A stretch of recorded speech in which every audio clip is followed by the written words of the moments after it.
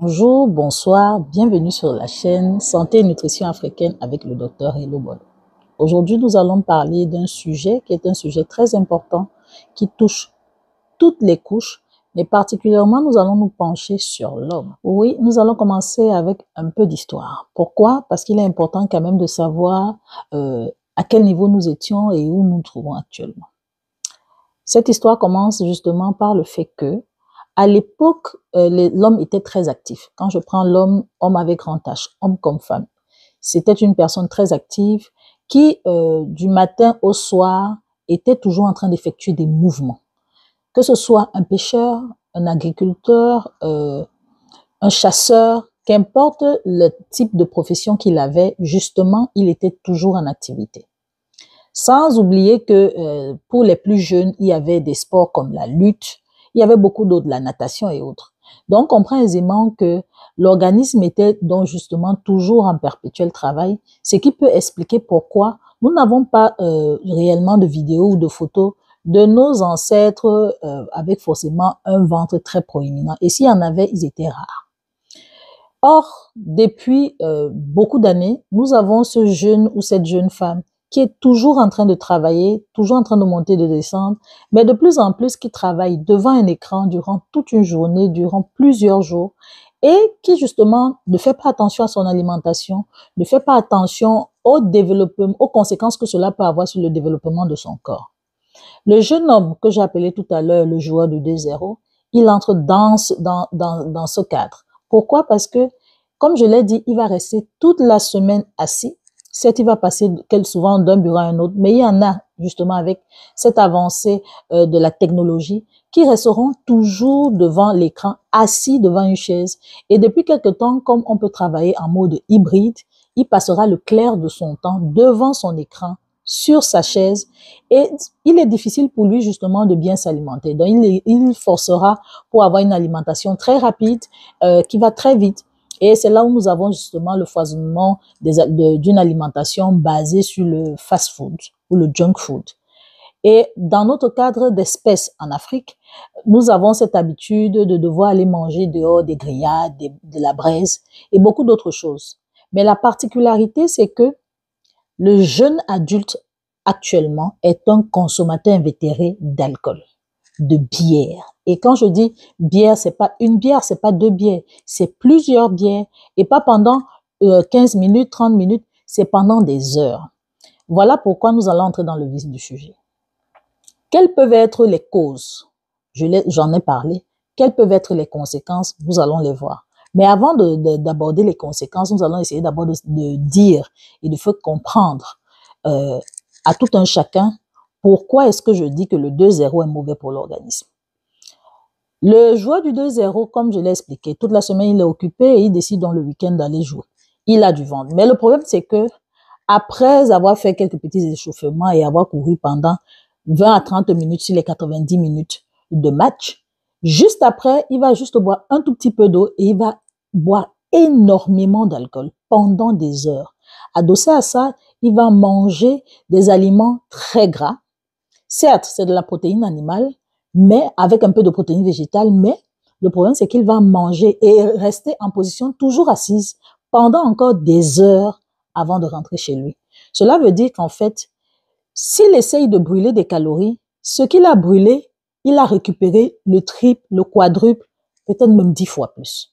Vous comprenez aisément pourquoi je dis que le 2-0 est mauvais pour l'organisme si, après l'avoir pratiqué ou pendant qu'on le pratique, on n'observe pas de bonnes habitudes alimentaires et hygiéniques qui vont nous permettre justement de brûler le gras, les calories excédentaires que nous avons accumulées durant la semaine ou les semaines et pouvoir ensuite continuer dans le même rythme pour essayer de brûler encore ces calories parce que nous avons commencé avec une obésité abdominale qui persiste, qui augmente et cela ne nous interpelle pas.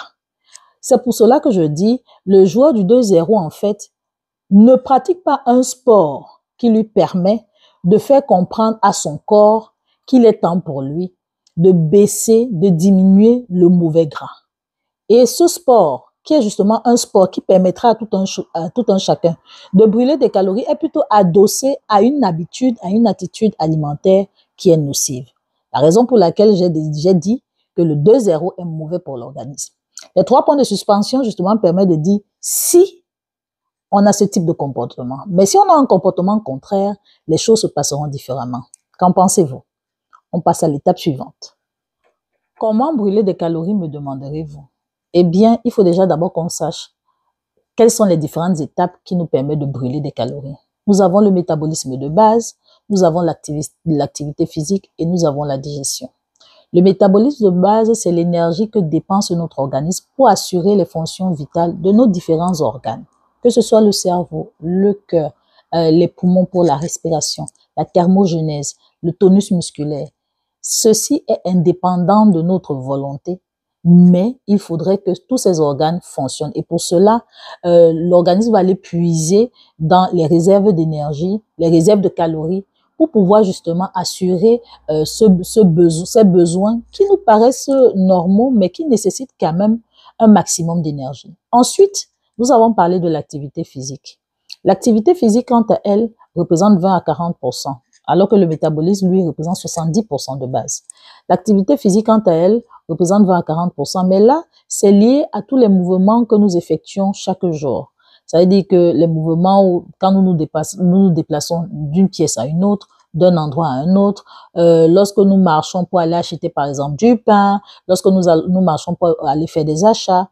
Et ensuite, nous avons en troisième position la digestion. La digestion, c'est le moment pendant lequel nous mangeons, le temps que nous lui accordons. Ça veut dire que lorsque nous prenons du temps et lorsque nous commençons par la mastication au niveau de la bouche et puis ça passe par l'œsophage, estomac, nous avons une digestion au niveau de l'estomac, une partie de la digestion au niveau de l'estomac, ensuite ça passe à l'intestin grêle et puis le gros intestin, puis la défécation. Tout ce processus nécessite aussi de l'énergie.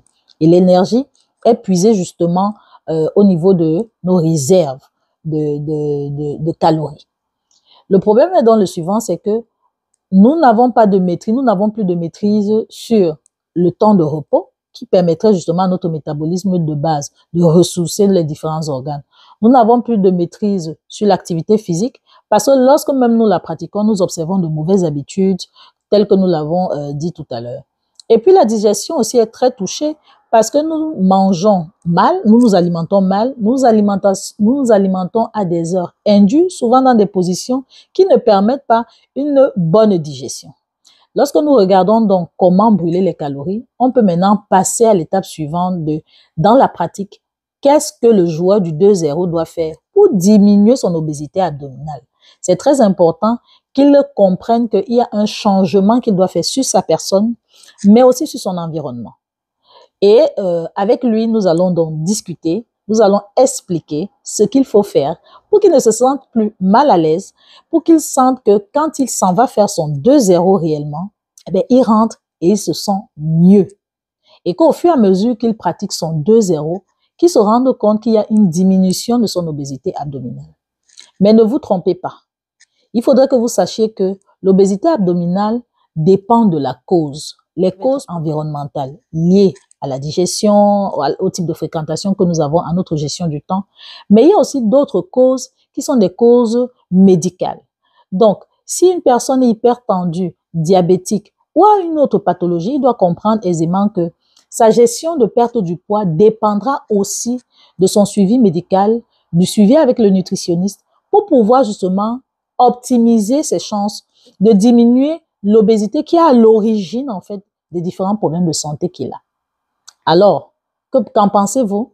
On peut entrer dans le vif du sujet. Pratiquement, donc, le joueur du 2-0 doit faire beaucoup de choses, mais la première des choses, c'est se réhydrater.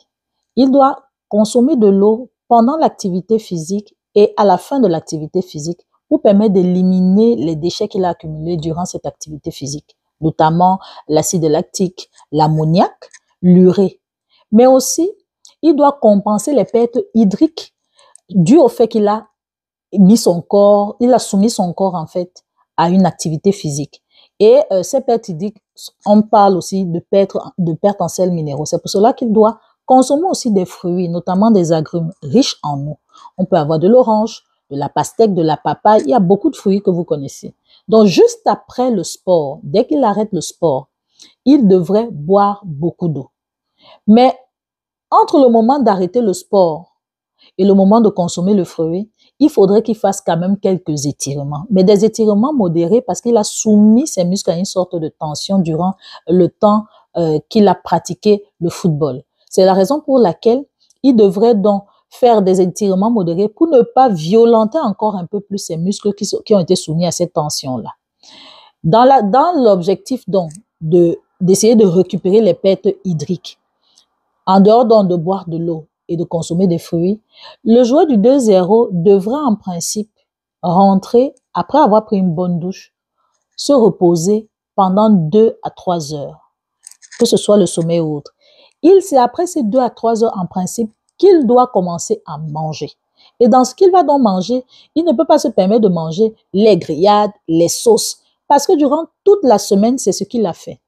Donc, il serait donc important pour lui de maximiser durant le week-end, d'essayer de, comme on dit vulgairement, détoxifier son corps en pratiquant justement ce sport ou un sport et en essayant de jouer sur une meilleure alimentation. Cela veut dire qu'il va favoriser des types de repas à base d'eau, tels que les bouillons. Il va favoriser la prise de fruits. Il doit boire beaucoup d'eau. Absolument, il ne devra prendre de l'alcool. La bière, les liqueurs, les spiritueux, juste après avoir pratiqué du 2-0, ne sont pas favorables à la dépense calorique que nous avons effectuée. Et comme je l'ai dit précédemment, au lieu d'avoir brûlé 10, 20, 30, 500, 50, ça dépend du type d'activité physique, de calories, on se retrouve à avoir encore accumulé tellement de calories qu'en fait, on comprend aisément pourquoi le fait que le ventre persiste, qu'on se dise que le 2-0 n'est pas bon pour la santé. Alors maintenant, on sait pourquoi j'ai dit depuis le début, j'ai affirmé que le 2-0 n'est pas bon pour la santé. Il serait bon si nous observons de bonnes habitudes alimentaires, de bonnes attitudes alimentaires, si nous observons les différentes étapes qui consistent à bien se réhydrater, à consommer des fruits, à consommer des repas qui sont chauds, des repas qui sont faits à base d'eau, de consommer beaucoup de légumes, consommer moins de viande parce que les protéines animales vont justement encore déposer d'autres déchets dans notre organisme. Éviter de consommer de la viande, après avoir fait du sport. Consommer du poisson, consommer des légumes, consommer des fruits et buvez de l'eau. Je crois qu'aujourd'hui, le joueur du 2-0 a appris quelque chose d'important. Si vous avez une maladie cardio-métabolique ou toute autre pathologie, il faudrait savoir que pour perdre votre poids, il faudrait être suivi par un médecin et par un nutritionniste. Parce que chaque être humain a son propre métabolisme de base. On ne perd pas du poids de la même façon. On n'en gagne pas de la même façon. C'est pour cela que vous verrez certaines personnes qui, malgré tous les efforts qu'ils mettent en place pour perdre du poids, n'arrivent pas à perdre du poids parce qu'ils n'ont pas une bonne gestion de comment est-ce que se passent les étapes pour justement leur permettre de perdre du poids. Mais aussi, il faut comprendre que perdre du poids n'est pas le seul objectif dans la vie, c'est maintenir son corps en santé, maintenir ses organes vitaux en santé et dans leur optimum, qui doit être notre objectif. Alors, je pense que le prochain sujet va beaucoup nous intéresser et j'espère que vous serez de la partie. Abonnez-vous, cliquez et n'oubliez pas d'activer la cloche de notification. À bientôt.